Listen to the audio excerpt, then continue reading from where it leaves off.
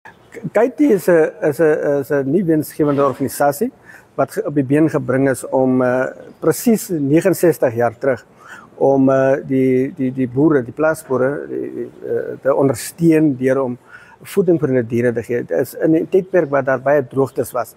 Toe het hulle saamgekom en so 'n klein bazaar. Die organisasie, dit was dit keer maar so op skou vereniging. Onder die naam het hulle geopereer. 69 jaar, ek was nou toen nie daar nie, maar dit is bitter lang terug. Ja, maar hulle het dit gedoen om eenvoudig die boere te ondersteun, want hulle het deur 'n baie groot droogte gegaan daai tyd.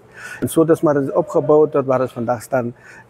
Katie, ons het gesien in die tye hoekom ons die naam verander is, omdat ons ander sektors ingebring het, soos die industriële sektor, waar ons gesien het dat in die suide is daar vreeslike groot industrie wat ons kan die sektor nie uitgelos het. En toerisme, as jy kyk in die suide is dat een van die grootste toename is in die suide weens die toerisme.